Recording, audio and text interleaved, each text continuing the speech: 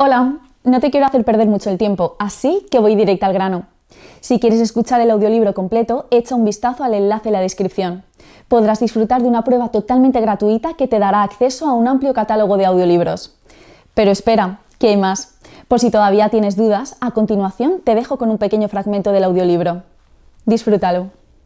El señor Grandet tenía entonces 57 años y su mujer alrededor de 36. Su única hija, fruto de sus legítimos amores, contaba 10 años. El señor Grandet, a quien la providencia hizo consolar de su desgracia administrativa, heredó sucesivamente durante aquel año a la señora de la Gaudinière, madre de la señora Grandet, luego al anciano señor de la Bertellière, padre de la difunta, y por último a la señora Gentillet, su abuela materna. 3 herencias cuya importancia nadie pudo llegar a conocer. El señor Grandet se convirtió entonces en el mayor contribuyente de la comarca. Explotaba 100 arpents de villas que en los años de abundancia le daban de 700 a 800 toneles de vino. Solo 2 personas podían presumir vagamente la importancia de su capital. Una era el señor Cruchot, notario, encargado de los préstamos usuarios del señor Grandet. La otra, el señor de Grassin, el banquero más rico de Saumur, en cuyos negocios el señor Grandet participaba secretamente y cuando le convenía. No había nadie en Saumur que no estuviera persuadido de que el señor Grandet tenía un tesoro particular, un escondite lleno de luises, y que por las noches entregaba los inefables goces que procura la vista de una gran masa de oro.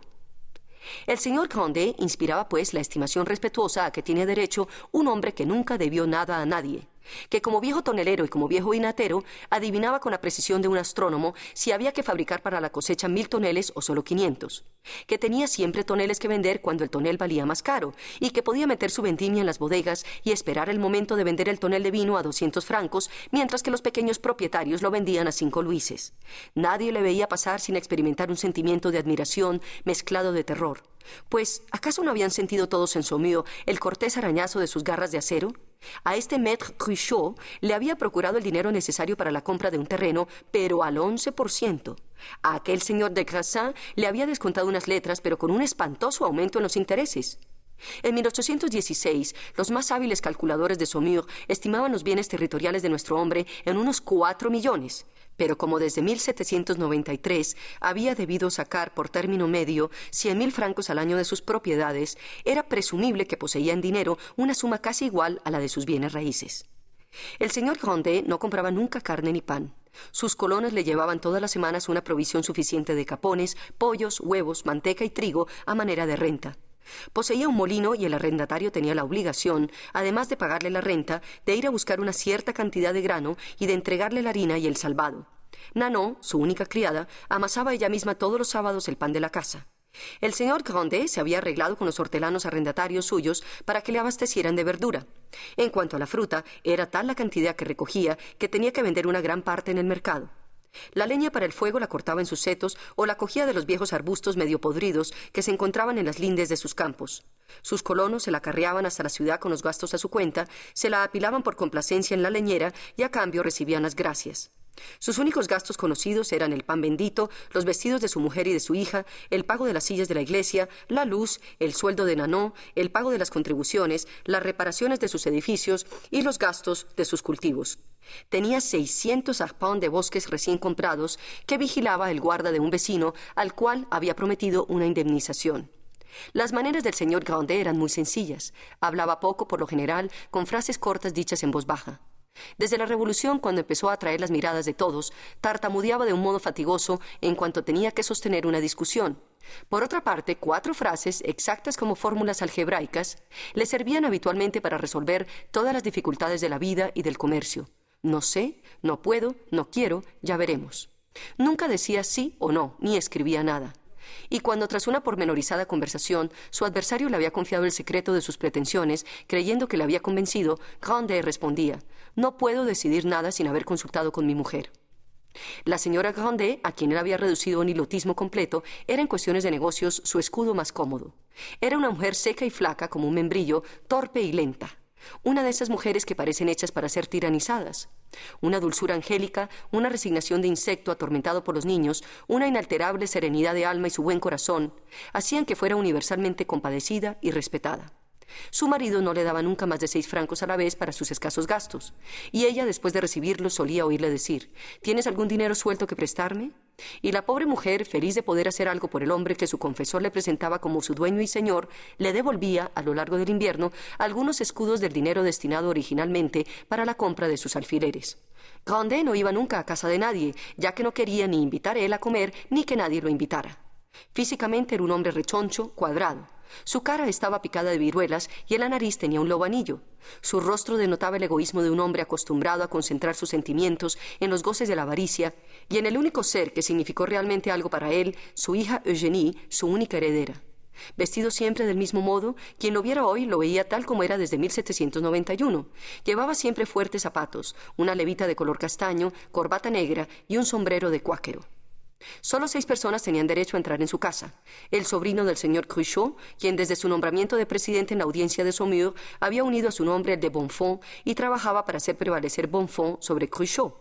Poseía además el dominio de Bonfons, que rentaba 7.000 libras, y esperaba heredar a su tío el notario y a su otro tío, el padre Cruchot, dignatario del cabildo de Saint-Martin-de-Tours. La señora de Grassin, madre de un joven de 23 años, iba también muy asiduamente a departir con la señora Grandet, con esperanza de casar a su querido hijo Adolphe con la señorita Eugénie. El banquero señor de Grassin favorecía enérgicamente las maniobras de su mujer con constantes favores que hacía secretamente al viejo avaro. Por el lado de los Cruchot, el clérigo, debidamente apoyado por su hermano el notario, disputaba vivamente el terreno a la banquera y trataba de conquistar la rica herencia para su sobrino el presidente. Esta lucha secreta entre los Cruchot y los de Grassin, cuyo premio era la mano de Eugénie Grandet, era un tema que apasionaba a todos los estamentos de la sociedad de Saumur. Los más sensatos hacían observar que el señor presidente Cruchot de Bonfons tenía entrada en la casa a cualquier hora, mientras que su rival no era recibido más que los domingos. Los unos sostenían que la señora de Grassin, en más íntima relación con las mujeres de la casa, podía inculcarle ciertas ideas que tarde o temprano la harían triunfar. Los otros replicaban que el padre Cruchot era el hombre más intrigante del mundo y que mujer contra cura la partida estaba igualada. «Es un asunto entre faldas», decía un gracioso de Saumur. Los viejos de la región más enterados pensaban que los Grandet eran demasiado avisados para dejar salir la fortuna de la familia y que la señorita Eugénie Grandet de Saumur se casaría con el hijo del señor Grandet de París, rico almacenista de vinos. A esto, los cruchotistas y los gracinistas replicaban que los hermanos no se habían visto ni 2 veces en 30 años y que además el señor Grandet de París, alcalde de un distrito, diputado, coronel de la Guardia Nacional y juez en el Tribunal de Comercio, tenía elevadas pretensiones para su hijo, renegaba de los Grandet de Saumur y aspiraba a emparentar con alguna familia de duques por la gracia de Napoleón.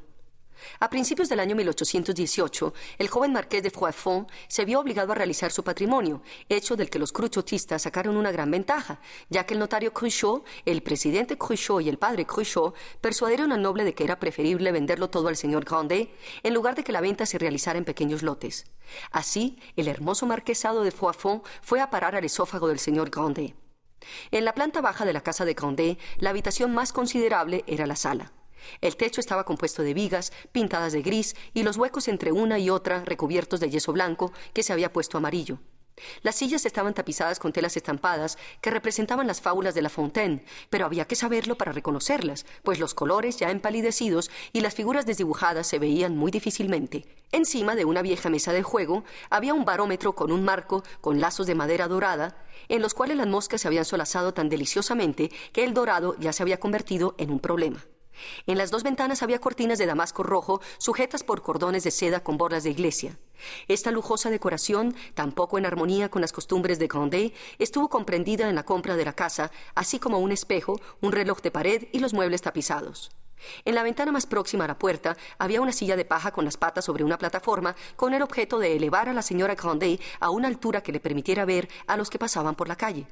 Una mesita de costura ocupaba el alféizar de la ventana y el pequeño sillón de Eugénie Grandet estaba colocado junto a ella.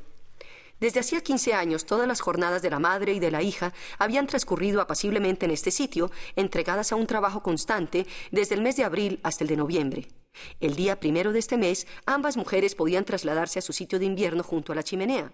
Solo a partir de este día permitía Grandet que se encendiera el fuego en la sala.